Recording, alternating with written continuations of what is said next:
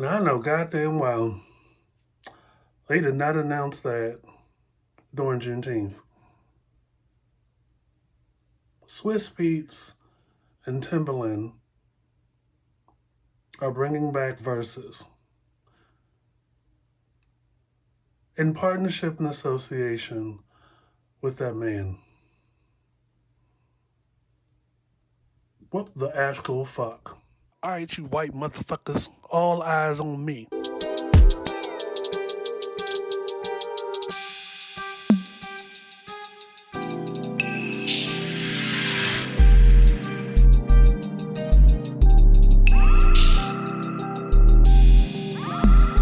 This is the I Refuse podcast. It's Mr. Fox, the I Refuse podcast. I'm back. The day after Juneteenth. Woke up from a nap yesterday and I was like, hold on. I know I do not see on my timeline on that Bird app over there that Verzuz has announced that they're coming back. And in the tweet is a picture of Swiss Beats and Timberland clearly on Muskie's yacht with Muskie, toasting and celebrating that Verizon, Verzuz is coming back to the platforms. And they announced it on Juneteenth. What the actual fuck? So, if you've been living under a rock, living in Amish country, you don't have any cable, internet, or running water, I'm Mr. Foxy I Refuse podcast. Welcome back. Try to give y'all some new content on the YouTube page at least once a week. That's on a slow day, a slow news week, whatever. If it's been 0 days without nonsense consecutively, I may give you more content on the YouTube page. But we also have 5 seasons of the I Refuse podcast, wherever you get your podcasts. Whether it's Apple, Spotify, Overcast, iHeartRadio, the I Refuse podcast is there. We also have the usual suspects in the I Refuse podcast after dark if you're feeling ever so spicy. Twitter at I Refuse Podcast, all one word. Follow, subscribe there. And again, we have this YouTube channel.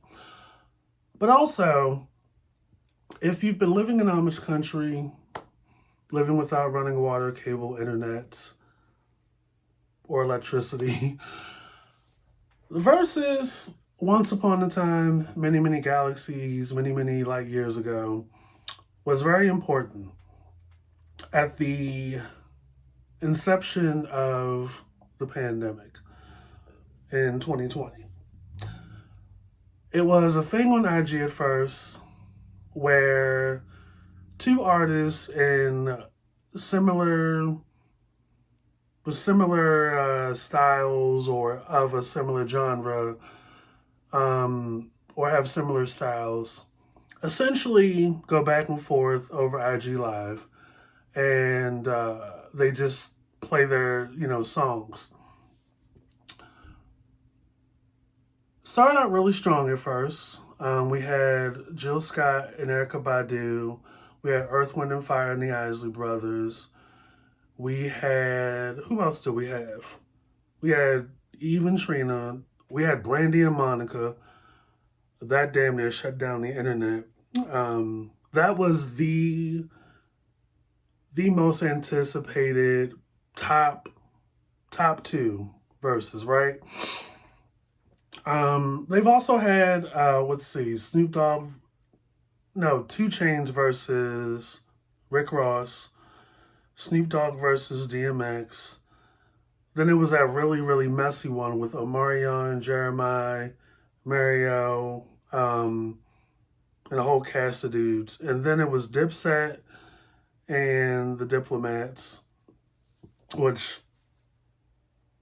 it was the Diplomats, versus the Locks. Sorry.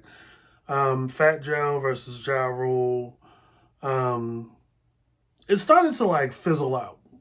Once you started realizing you were getting verses that you didn't ask for, and it was just so random as hell, it was like we started to leave the group chat. Then at some point there was they were going to get with Revolt or something. They got their things out of that association because who owned Revolt at the time. Shout out to Surviving Diddy series on the I Refuse podcast. So we were like, it it was more time offline. They started the Twitter page and everything, but it was more time went by. They were just not doing as much, or we weren't. It would just became a little bit too much. But it was cute for what it was.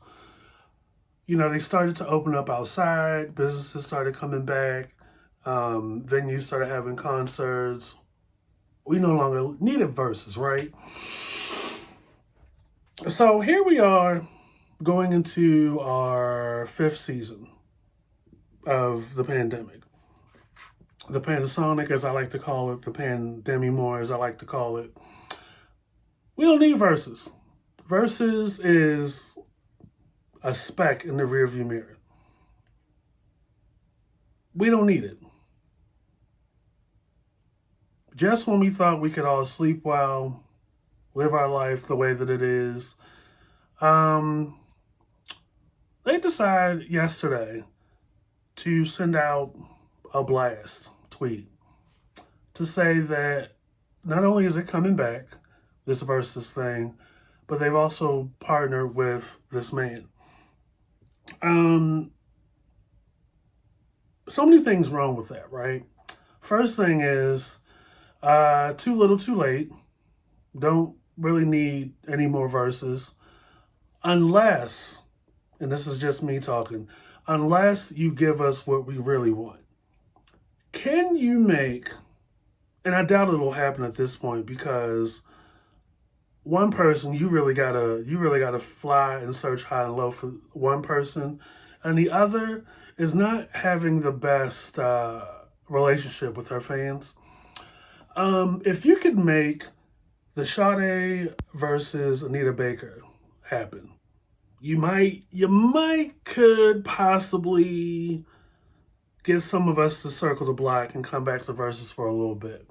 As much as we like to talk a good game about how we're anti-capitalist, we're anti-racist, we're anti-this and anti-that down on the Bird app, which we're still using even after this man bought it, changed the name, we're still using it. So it's a slippery slope, right? If you could really make that happen, I'm pretty sure a lot of people will circle the block. But just like, Normani's thing kind of was too little too late in some people's eyes, I think Versus is too little too late at this point. To get a lot of people back on board, you would have to have a serious lineup of verses that we couldn't possibly have dreamed would have happened. There are a lot of possibles, and you'd really have to put a lot of money on the table for both sides to come. Outside of that, a lot of people ain't here for it because it's too little too late. Then on top of that, out of all the people you had to partner with, first of all, why partner with it? If that's the word we want to use. Because in my mind, when I saw it, I was like, is it black owned or owned blacks? Is it black owned? I'm doing the Oprah gif. Or owned blacks?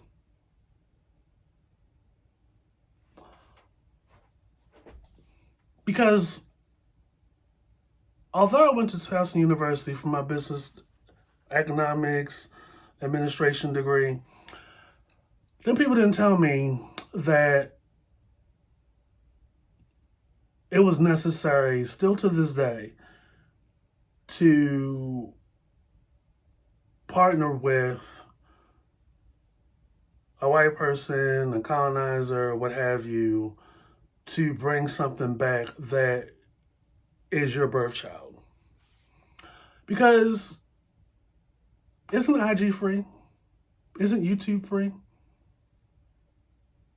And don't they pay you based on audience size per video, per live, or whatever? So it's like, I don't get the angle. Then on top of that, this person whose track record isn't the best with folks, and, given the history that we know with this dynamic, this kind of dynamic in music, movies, and such, a lot of people are looking at Swiss or, Mr. Keys and Timbaland as sellouts at this point, which, if you've been listening to the I Refuse podcast, is nothing new. It's often been said that the higher a primate rises, the more they show their ass. And when we get to a certain, well, not me, but when some folks that look like us get to a certain tax bracket, there's a certain revelation that happens before our eyes.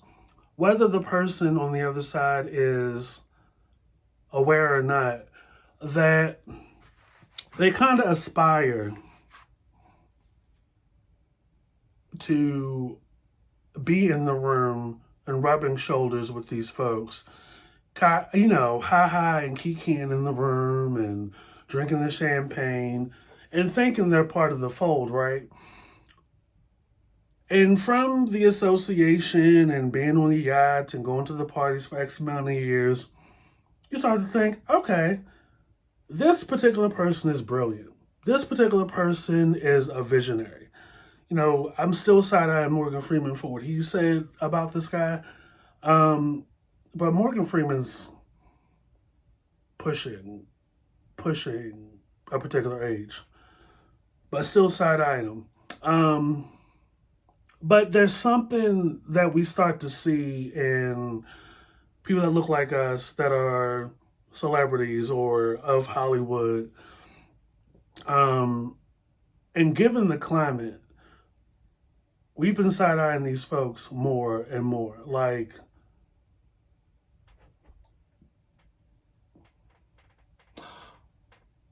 who'd you vote for?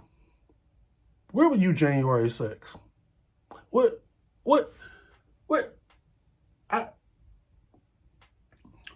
and there's almost like kind of like a savior thing. When I looked at this yesterday, I was just like, are you looking to this person to save it? I mean, it's not in trouble. So what, I just would like to know, like, the list of reasons as to why this is a big deal to y'all. And one thing I know is that when you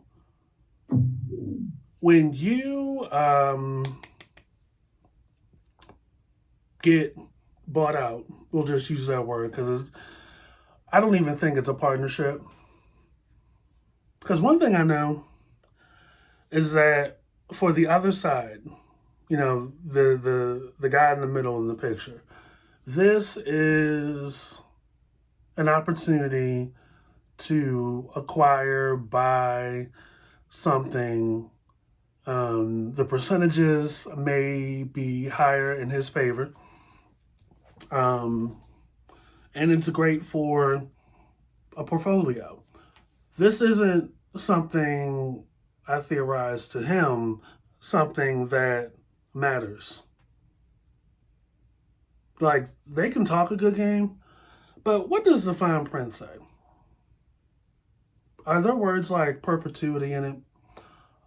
Is there like a small print paragraph at the bottom, like you would see at most quick cash payday loan places? What's the APR on this? If there is an angle to be tried, they will definitely try it. And the man ain't even black.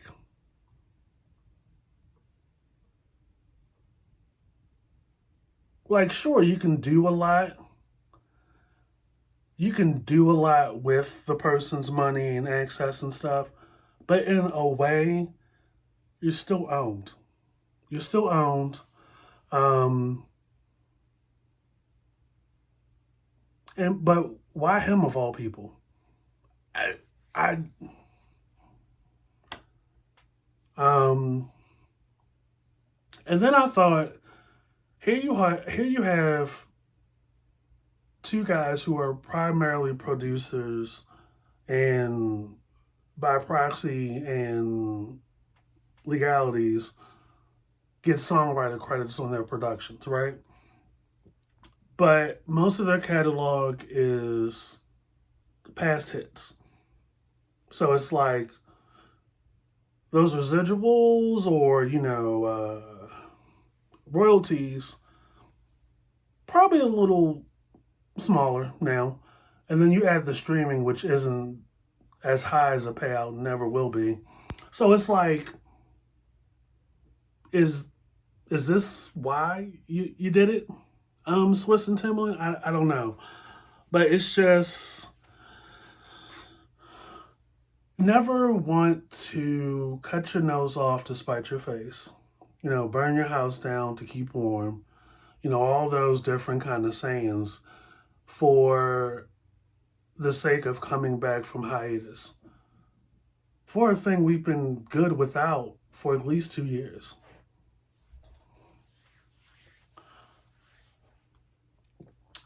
And then on top of that, when I say this man doesn't have the best relations, it wasn't that long ago that we were talking about a racial discrimination lawsuit that I think elevator operator filed against Tesla. We did like a whole segment, I think, last year on the podcast about that. And, as much as people want to say, oh, great mind and all that other stuff, there are a lot of great minds out here. But let's not act like this person didn't obtain their net worth and riches off of the work and labor of other people, that most of the design work and the actual physical labor was done, behind Tesla and all this other stuff that y'all consider so great.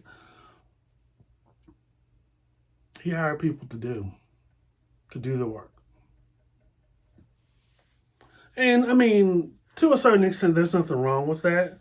But one thing I want a lot of people to get through to their heads is that a lot of these billionaires, entrepreneurs, science whiz and engineering wizards have little to no connection to their investments. They're on the sideline on the internet just like the rest of us. And they see us doing a lot of numbers. They see us contributing to the profile and the development and the success of another black person's brainchild. They come in out of nowhere. They probably talk a good game. Y'all might have a good feeling about this guy. And then bam, we're coming back, baby. So what happens if the comeback doesn't do the numbers? What happens if the viewership doesn't pan out the way it used to? I mean, definitely not off to a good start.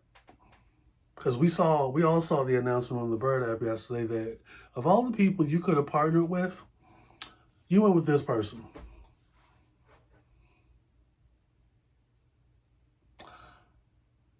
Does there's probably something in the contract that says this person owns it flat out, and you'd have to pay double, triple to get the intellectual property back, to get the rights back, and to get licensing and all that other stuff back.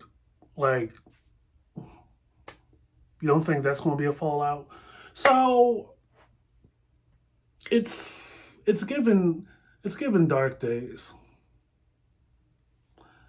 I mean, even if you expanded it to like a monthly thing, to a certain channel, to like TV and all this other stuff, getting too little too late. And secondly, we don't want to give our money and numbers and revenue to a person that, in a way, looks down on us. Now, I'm not going to throw myself in the sword and say this man's probably ever called us the N word with the hard ERs, but let's not pretend like an acquisition or an opportunity that is predominantly black or a birth child of black artists is not a relationship that is not an equal relationship financially.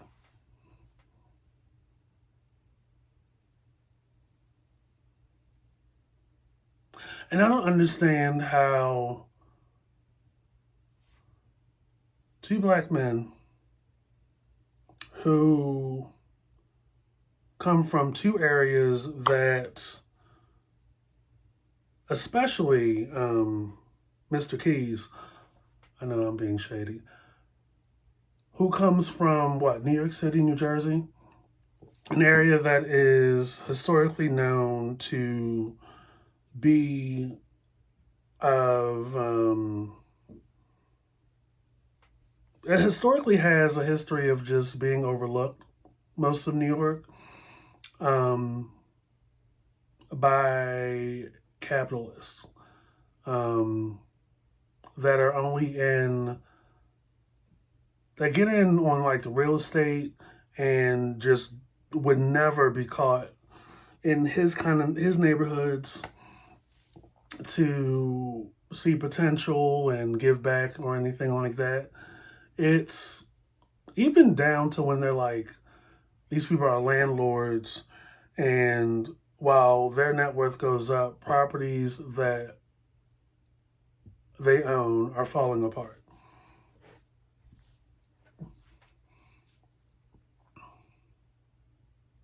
I, it just doesn't make any kind of sense to me.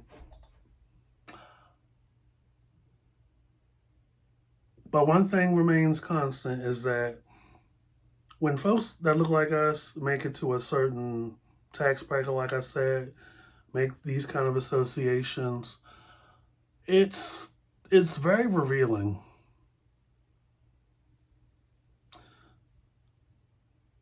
And maybe simply solely just being business minded is not enough. You really got to do your research. I mean, hell, the internet at this point is free.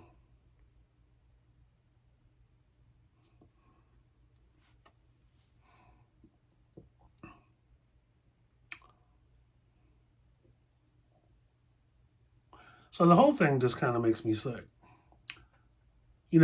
They didn't need to do this. So I'm very curious as to why. As to why.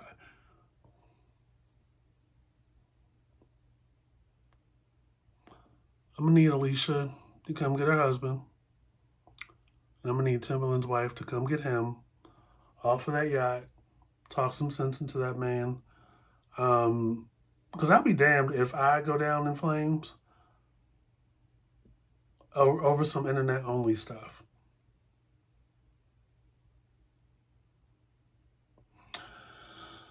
So this is definitely something that made us a fool. I mean, not me. Because, like I said, I barely was locked into Versus a full year. I mean, when it was Brandy versus Monica, I was there. When it was Jill versus Erica, I was there. When it was Earth, Wind, and Fire versus the Isley Brothers, I was there. I was there a little bit for Ashanti versus Keisha Cole. I was there a little bit for Eve versus Trina. But, man, that's been many moons ago. And here we are. Being owned, whether they know it or not,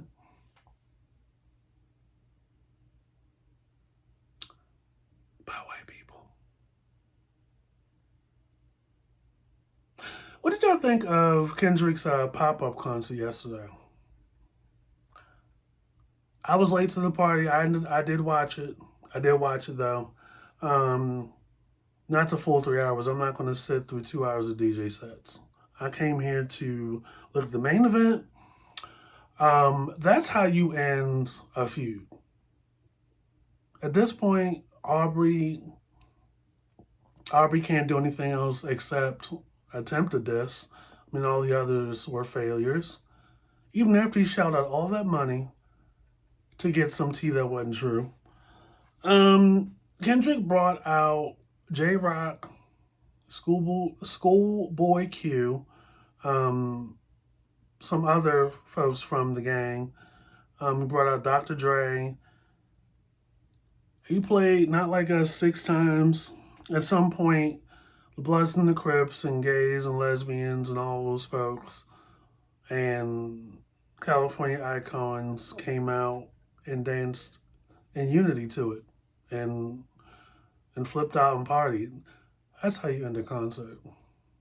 But he also performed his earlier hits and fan favorites. Man, Good Kid, Mad City, what a fucking album.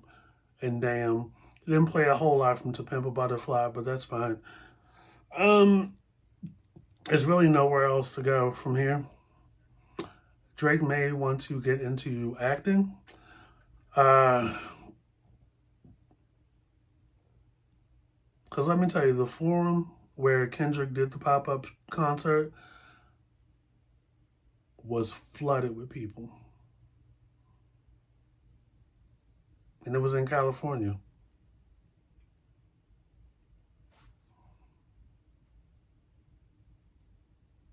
And it was an entire vibe. So, that's where we're at. I'm Mr. Fox, the Refuse podcast. Hope y'all had a good Juneteenth. And hope y'all enjoyed the pop-up concert. I don't know where this Verzuz thing will go. But I already am not here for it. I'm just like, y'all are going down. You don't even know that y'all are owned. Is it black owned or owned blacks? In the meantime, between time, catch the I Refuse podcast wherever you get your podcasts. 5 seasons. We're up to about 44 episodes right now in the 5th season. Y'all got me working through the summer hiatus, which I don't mind. Like I said, there are consecutive days without nonsense. Happy Pride Month. We're almost to the end. It's going to be 100 degrees here on Saturday. Stay hydrated, stay moisturized, and stay in the house if you can. In the meantime, follow, subscribe wherever you see us. We're everywhere. The usual suspects, Our Refuse Podcast, Our Refuse Podcast After Dark. Follow, subscribe to Twitter, the YouTube page where this video is. We will catch you guys later. Peace. Fendi, like the bag.